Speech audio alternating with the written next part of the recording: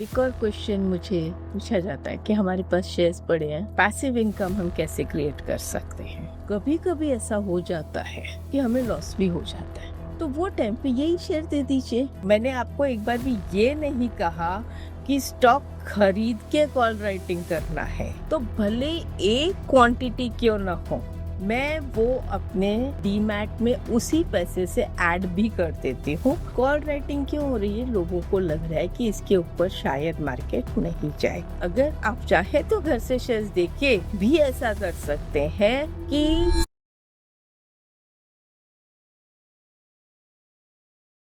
नमस्ते फ्रेंड्स, मैं हूँ ज्योति बुदिया। एक और क्वेश्चन मुझे पूछा जाता है कि हमारे पास शेयर्स पड़े हैं, पैसिव इनकम हम कैसे क्रिएट कर सकते हैं। देखिए, ऐसे तो passive income call writing put writing से भी की जाती है। दूर के कॉल पुट बेच दो, लेकिन मैं थोड़ी कंजर्वेटिव हूँ। मुझे डर लगता है इतना बड़ा रिस्क लेने से, तो मैं क्या करती हूँ कि जो मेरे पास शेयर्स होते हैं, मेरे पास डीमैट में उन्हें रखना ही है, मुझे बेचना नहीं है। तो मेरी एक इच्छा होती है कि साल का 6% 8% मुझे एक्स्ट्रा दे जाए। तो घर में पड़ा शेयर अगर 6 8 10% एक्स्ट्रा देता जाए आपको, तो ये एक एक्स्ट्रा डिविडेंड बोल दीजिए या पैसिव इनकम जो बैठे बैठे आपको एक्स्ट्रा मिलती जाती है। इसमें कोई बहुत मेहनत नहीं करनी पड़ती, लेकिन हाँ, अगर हम थोड़ा सा नॉलेज का यूज कर ले तो ये इनकम थोड़ी बेटर हो सकती है। और जो एक कभी कभी रिस्क का डर होता है ना, उससे भी हम बाहर निकल सकते हैं। इस चीज में फायदे भी होते हैं, नुकसान भी होते हैं। तो सबसे पहले हम इसमें फायदे की बात करते हैं डेफिनेटली। तो लेटर से मुझे एक लॉट साइज के जितना, मिनिमम एक स्लॉट के साइज के जितना स्टॉक चाहिए ही चाहिए इन द डीमैट, तो मैं इसमें फार ओटीएम के कॉल राइट करूंगी। Calls sell, right. जहां तक टैक्स का सवाल है वो आप अपने सीए से बात करिएगा, मुझे टैक्सेशन के बारे में यहाँ पर डिस्कस नहीं करना है। अब इसके अंदर मैं जस्ट डायल यूज करती हूँ। लेटर से 5000 का शेयर है, उसका मुझे 0.5% मिल गया, तो मुझे 5000 मीन्स 5000 का शेयर है, 100 की लॉट है, मतलब 5 लाख का 0.5% मिल गया, तो या 1% मिल गया, जो भी मिल गया, तो लेटर से 2500 या 5000 मिल गया। तो भले एक क्वांटिटी क्यों ना हो, मैं वो अपने डीमैट में उसी पैसे से ऐड भी कर देती हूँ। अगर मुझे इनकम की अभी इसकी जरूरत नहीं है, जिनको जरूरत है वो इसे उठा के यूज कर सकते हैं, लेकिन जिनको ये इनकम दे रहा है तो बस उसकी जरूरत नहीं है खास, उनके पास और भी अलग इनकम सोर्सेस हैं, तो इसमें से वही शेयर खरीद लीजिए और अपने डीमैट में डालते जाइए। कभी कभी ऐसा हो जाता है कि हमें लॉस भी हो जाता है, तो वो टाइम पे यही शेयर दे दीजिए और लॉस से एग्जिट कर दीजिए, क्योंकि शेयर्स तो हमें लॉन्ग टर्म रखने हैं, उन्हें तो छोड़ने नहीं है। तो ये जो एक्स्ट्रा शेयर्स आए ना, वो दे दीजिए, तो प्राइस भी बढ़ा हुआ ही रहेगा। जनरली ज्यादा करके प्राइस बढ़ा हुआ रहता है, तभी तो हाथ से स्टॉक जाता है, तो इतना नुकसान नहीं होगा, बहुत छोटे में निकल जाएंगे। और मान लो हमने 10 महीने में 10 शेयर इकट्ठे कर लिए, एक महीने में 3 शेयर भी निकल गए या 2 शेयर निकल गए, तो भी हमारे पास 8 शेयर तो रह गए। तो ऐसे करते करते ये जो एडिशनल शेयर्स आते हैं, तो इनके अंदर ये तो अलग चीज है कि ये हमारे जीरो कॉस्ट पे आ गए, क्योंकि हमारे पास ऑलरेडी शेयर पड़ा था, हमने ऊपर का कॉल राइटिंग करके और कर लिया। Over a period of time we never know ये क्वांटिटी हमारी कितनी बढ़ती है, भले ही कम बढ़े। रेट जो होते हैं वो कई बार मल्टीफोल्ड ग्रोथ हो जाते हैं। मैंने यहाँ तक भी स्टॉक्स देखे हैं जो आज जब हमने स्टार्ट किया तो 1000 2000 3000 का भाव पहुंचते पहुंचते 5 7 10 साल में 10,000 20,000 25,000, यहाँ तक कि मैंने 1.25 लाख भी देखा है। बट इट डजेंट मीन कि आपके पास जो स्टॉक जीरो हो गया तो वो भी आप रखेंगे। जैसे ही वो स्टॉक एफ के बाहर हो गया, फिर वो आपके ऊपर सोचना है आपको वो स्टॉक रखना है या नहीं। ये मैंने आपको एक बार भी ये नहीं कहा कि स्टॉक खरीद के कॉल राइटिंग करना है। मैंने आपको कहा है कि जो स्टॉक आपके पास है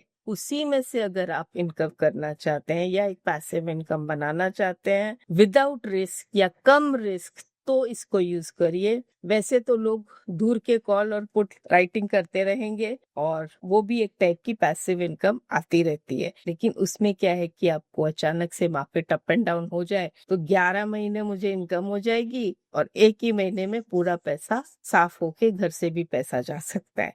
So be careful with that type of passive income. I'm more happy with this type of passive income where I have shares in my Demat account. अगर नहीं है और आपको कोई शेयर्स बाय करना है तो instead of buying the shares, I would say go for put writing. As in how you go and do put writing, what will happen?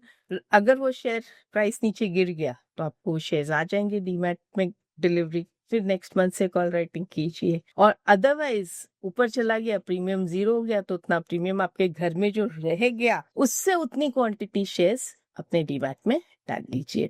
ऐसे करके भी धीरे धीरे आप शेयर्स इकट्ठे कर सकते हैं। So these are only the advantages and disadvantages. इसको मैं बेटर कैसे बना सकती हूँ, इसके लिए मैं आपको धन के ऑप्शन चेन पे लेके चलती हूँ। आप यहाँ पे देख रहे होंगे कि ये सब शॉर्ट बिल्डअप है। शॉर्ट बिल्डअप का मतलब ये स्टॉक ऊपर जा रहा है, कॉल राइटिंग हो रही है, राइट। अब ऐसे स्टॉक में मैं क्या करती हूँ कि हाईएस्ट ओपन इंटरेस्ट कहाँ पे खड़ा है वो देखती हूँ। आपको यहाँ पे दिखेगा highest open interest OL1, OL2, OL3, OL4, OL5 means these are highest open interest में सबसे ज्यादा पहले नंबर पे कौन हाईएस्ट है, सेकंड पे कौन हाईएस्ट है, थर्ड पे कौन हाईएस्ट है। अब उसके बाद मुझे जो चाहिए वो क्या है कि मुझे चाहिए OL1। सबसे पहले मैं देखूंगी OL1 और वहां पे शॉर्ट बिल्डअप।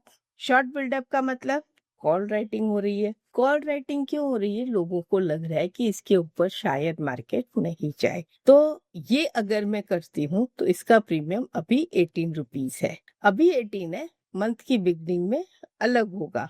तो लेटर से हम दिसंबर मंथ भी अगर देखते हैं तो दिसंबर मंथ में अगर मैं यहाँ पे आती हूँ तो OL1 शॉर्ट बिल्डअप 5000 दिखा रहा है, तो 78 ये हम करते हैं जनरली 8 से 10 तारीख के बाद। और इसमें फ्रेंड्स 0.5% to 1% कुछ भी मिल जाए, यू शुड बी हैप्पी, क्योंकि वहां पर आके थोड़ा बहुत ऑप्शन मार्केट और रियल मार्केट सेटल डाउन हो जाता है। आज जब मैं ये रिकॉर्ड कर रही हूँ, we are almost in the middle of the month and at OL1 I am having short buildup, मतलब यहाँ पे कॉल राइटिंग काफी हुई है और इसका प्रीमियम जो है अराउंड अबाउट 18 रुपीज है। 18 रुपीज का मतलब हो गया आपके ये 0.35, मतलब 0.35 बेसिस आपको इसमें से मिल सकता है, नॉट 0.5%।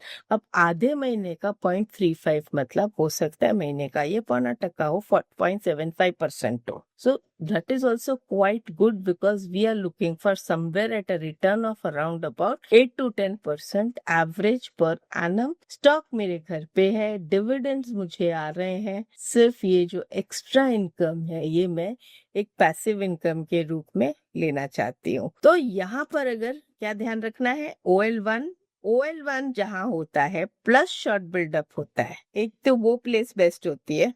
अगर वो प्लेस पास में ही है, जैसे अभी मान लो मैं दिसंबर में जाती हूँ जस्ट फॉर एन एग्जाम्पल, तो OL1 जो है वो कहाँ पर है, यहाँ पर है 5000 पे और शॉर्ट बिल्डअप है with 78, it comes to around 1.5% per month. और स्टॉक भी जो है इतना 250 रुपीज अप है, मतलब 5% ही अप है। तो I go little ahead and go for 1%, लेकिन फिर भी मंथ के एटलीस्ट 5th और 6th के पहले मैं ये काम नहीं करूंगी। तो आपने समझ लिया कंडीशन क्या होनी चाहिए। मेरी सबसे इम्पोर्टेंट कंडीशन है कि मुझे शॉर्ट बिल्टअप चाहिए और OL1 जो कि थोड़ा दूर होना चाहिए करंट मार्केट प्राइस से।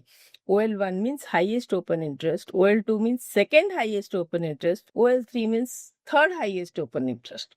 तो ये जो है ये सब रेजिस्टेंस का काम करते हैं, वहां पर प्राइस को एक रेजिस्टेंस फेस होती है, एक टफनेस फील होती है। अब यहाँ पर जैसे मैं बात कर रही हूँ कि कितने का अगर हम ये काम करते हैं इसके ऊपर, तो लेट अस से इसकी लॉट साइज है 150 के अंदर अगर मैं ये ट्रेड लेती हूँ तो 150 into 20 पकड़ो, तो 150 into 20 3000 आया है। तो अभी तो 15 दिन बचे हैं, वो 3000 अभी का रख लो, नेक्स्ट वन भी 3000 आ जाए तो एक 1 शेयर बाय कर लेना। या मान लो हमने दिसंबर का किया फॉर एग्जांपल, और दिसंबर में हमको 78 आया, तो 78 इंटू 150 तो करीब करीब 11-12 हजार आते हैं, तो 2 शेयर्स कर लेंगे हम। इस तरह से हम शेयर जब लेके रखें तो कभी ऐसा भी हो सकता है कि प्राइस ऊपर चली जाए और हमें 10-12-15-20 हजार का लॉस हो, तो हम ये शेयर्स दे भी सकते हैं।